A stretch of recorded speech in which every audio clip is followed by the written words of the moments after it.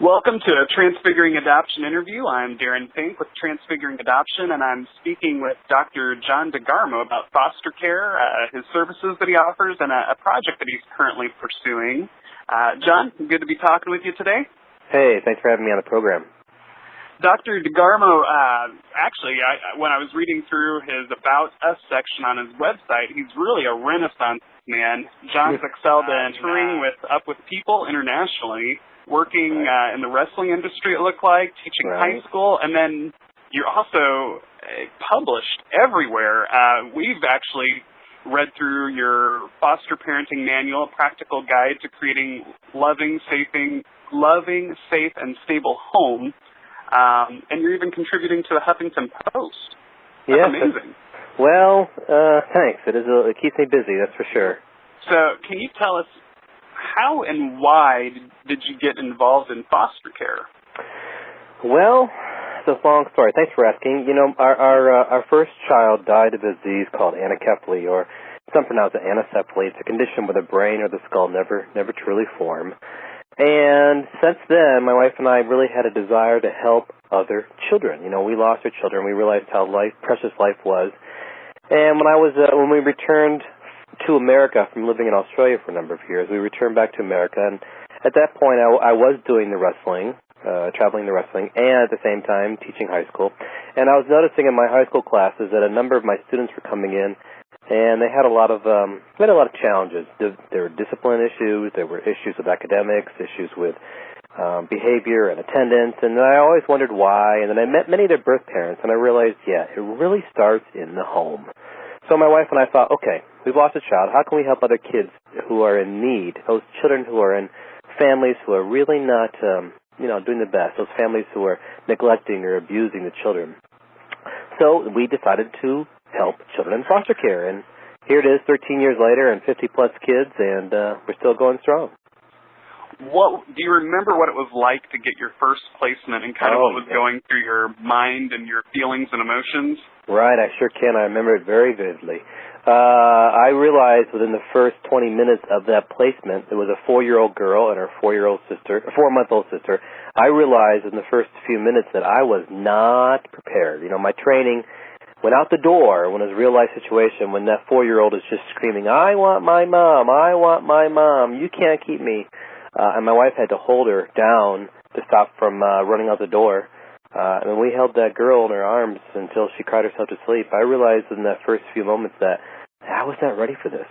And then I also realized when the child left our home that I also wasn't ready for that either, because I was not prepared for the feelings of loss and the feelings of grief that swept through both my wife and I. I'm just going to ask you, how did you handle those feelings and emotions then? A lot of prayer, a lot of tears, a lot of there was a strong feelings of grief, because it was like losing your own child. You know, we gave the children, when they come to our home, we give them what they need. We give them the stability and we give them the security, but we give them what they need the most, and that is someone to love them. So we love them unconditionally. However challenging or difficult that might be, we love them unconditionally. And then when they leave, it's like losing your own child. So, again, a lot of tears, a lot of grief, a lot of time we had to heal, and a lot of prayer. Mm-hmm. What are the misconceptions that the general public has about foster care? Oh, there are so many. And you know what? I had those same misconceptions myself. To begin with, I thought the children were bad. It was the children's fault. It's not the case.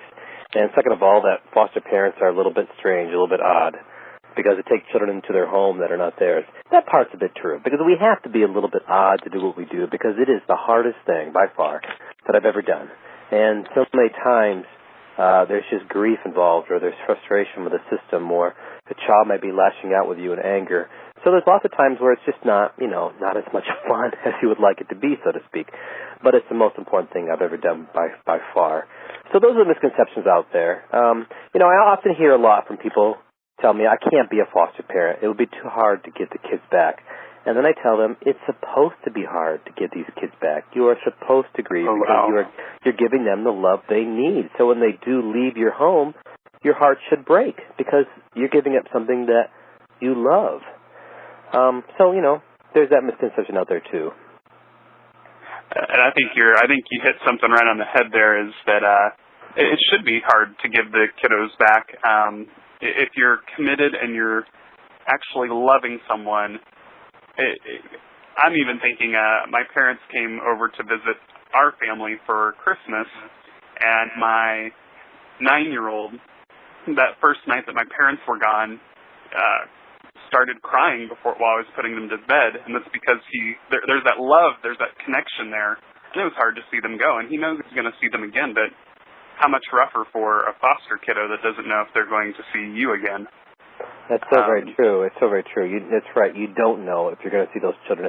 And I'm often asked by magazines or radio interviews or whatever it may be, how often do I have in contact with the children who left my home? And I tell them that, quite sadly, not very often, because so many times the children go back to homes that want nothing to do with my wife and I, because we represent a part of the parents' past, perhaps, that they don't want to remember, that they don't want to recognize, that they don't want to acknowledge. So many times when the children leave our homes, we never hear from them again, but we continue to pray for them. So what are some of the realities that foster children are facing when they come into your home? Well, they don't want to be in our homes. They don't want to be in our homes because they're taken from everything that they know, taken from everything that is familiar to them, oftentimes quite suddenly and without any explanation or without any warning for these children whatsoever. You know, they're taken from their stuffed animals and their beds and their pets and their toys and their moms and their dads, sometimes even their siblings and their family members and friends and everything they know, and they're thrust into a strange home, strange people, which is myself, my wife and I, foster parents. These children don't know why they're there. They don't know when they're going to go home. They don't know when they'll see their mommy again. They don't know if it's their fault. So many times these children cry themselves asleep, and there's nothing that my wife and I can do to comfort these children, to reassure them, because, you know, we're strangers to them. So it takes time for the children to begin to understand that we're not going to harm them, that we're not going to hurt them, that we're there to protect them and help them. And that trust, it takes time for that trust to develop as well. If you had the attention of every person in the world, they were sitting in an auditorium and just waiting for you to say something about the foster care system, what do you think that would be? I would tell them that not everybody could be a foster parent, and I understand that. But everybody can help in some way, in some fashion, whether it is donating resources, time, money, presents, whatever it may be, there is some way that everybody can help a child in foster care or help the foster parents. That's what I would tell them. That the need is so strong, roughly about 450,000 children in foster care in the United States today on any given day, and not enough homes for these children, not enough people who are willing to help, not enough people who are even cognizant or aware of what the problem is. So I would tell them that this is the problem, and here's how you can help right now. What would you tell them? Take that a step further. What are some practical ways that they can help and engage with foster parents? They can team up with their local foster parent association and perhaps adopt a child for the Christmas time area, or the birthdays, and they could buy presents and gifts for the kids for their birthdays and presents, because many times it's coming out of the foster parents' own pockets. You know, of course, we get it per diem. We may get reimbursed for some money, but it doesn't cover everything. Maybe to become a mentor or a tutor for a child who's struggling in school. So many kids in foster care struggle with academics. So perhaps be a tutor or a mentor. Maybe provide clothing or suitcases. You know, the kids come to our homes. So many times they come with the materials come in black plastic bags. So when they leave our homes, we like to have a brand new suitcase for them. So suitcases could be donated to the foster care agencies in the area. Maybe provide meals for new foster parents during those first 3 times. Maybe they could help with child care during foster parent association meetings or trainings. Maybe they could provide financial aid for those kids who are hoping to go to college, those children, foster children who are hoping to go to college. That's just a start. That'd probably be a good segue into can you tell us a little bit about some of the services you offer, maybe any of the publications you think people need to look into, and then we'll go ahead into your GoFundMe project. Yeah, thanks for asking. I've really dedicated my life to foster care in three parts: to helping the child, to helping the foster parents, and to helping the general public understand more about foster care. So much of my writing is geared towards foster parents, my fellow foster parents. I think to myself, okay, what do I wish I learned in training, and what do I need to learn right now? What do I need to know now? What do I need to understand better? So I go and research that, and then I write about it, and I present it to my fellow foster parents. So on my website, there's a variety, a thorough variety of publications, magazines, and books, from my children's book to the brand new one, Helping Foster Children in School, to the one that comes out in May of 2016, Faith in Foster Care. There's my online training webinars. Foster parents can go on my website and they can get their certificate of training. There's videos on there. There's my own radio program, Parent Factors with Dr. John. All the episodes are archived there. So there's a whole bunch there for foster parents and for the general society to understand, what is a foster parent like? What is children in foster care really about? That's what my Huffington Post articles are about. I try to show foster care in a very, very basic and easy to understand light to the general public. Because as we mentioned at the beginning of the program, there are so many misconceptions about foster parenting, about foster children, about foster care. And in my Huffington Post weekly articles, I try to dispel a lot of those misconceptions. Tell us about the GoFundMe project that you have, and give us some background information on it and how it got to where it's at. Well, thanks for asking. So my wife and I got to the point, recently we had 11 children in our home, and we realized that, this is exhausting. It's draining on a number of levels, and we couldn't continue to do it. So we thought, how can we help more children without completely burning out ourselves?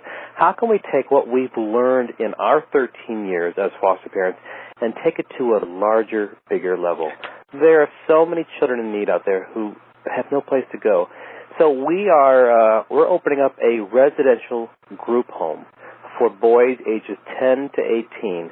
Now, these boys who, for a number of reasons, can't be in a traditional home. They might not be able to fit in a traditional foster care setting because of the anxieties and the traumas they've gone through, and they don't know how to live in a family setting. And I've had children like that. Or for those boys who society has just cast aside and said, you know what, you're no longer cute, you're not a little baby, you're not a girl, nobody wants you, you're unadoptable.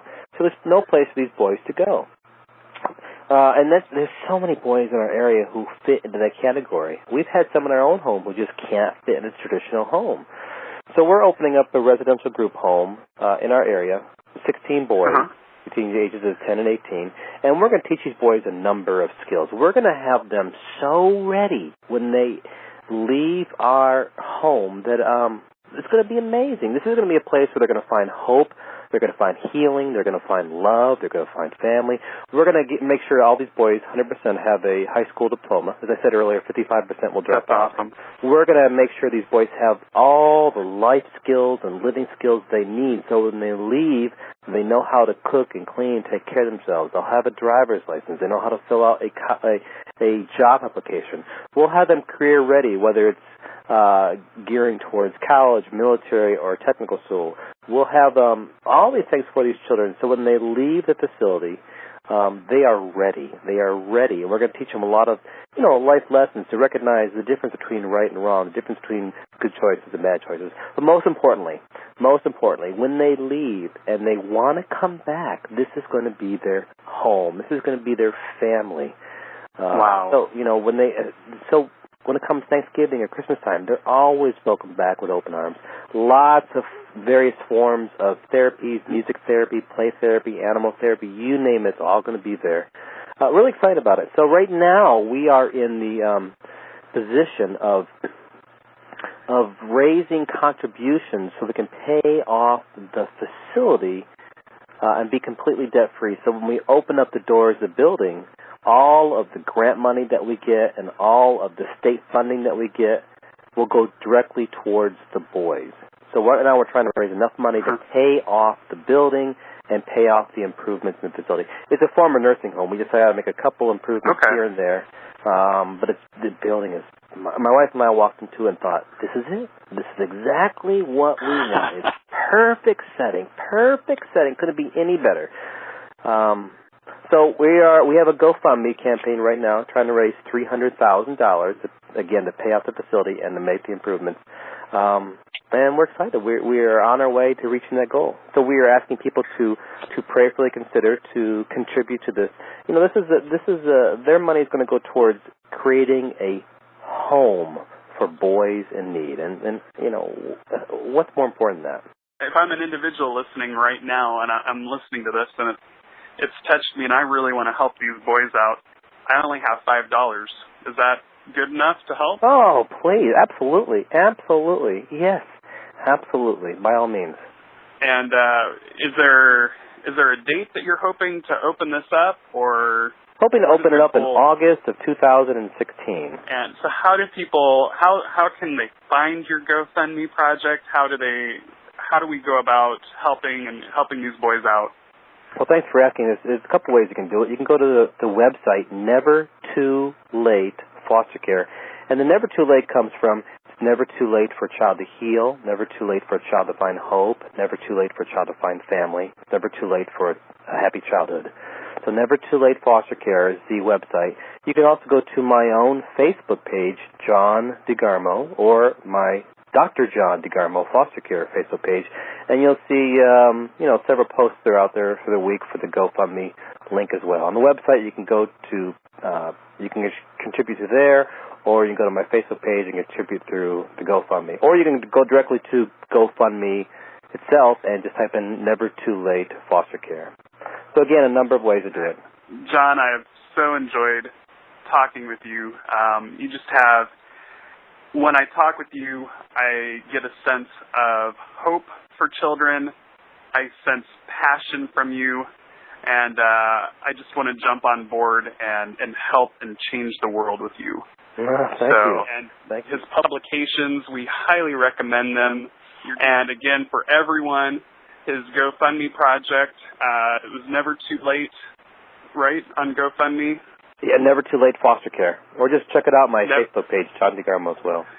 Check out either way, and he's also active on his Facebook page. I encourage everyone to follow him. He is one of the top authorities, I feel, in foster care and adoption. So you're doing a disservice to yourself if you haven't discovered him yet. Thank you so much, and John, I'll talk to you here in a little bit. Thank you so much.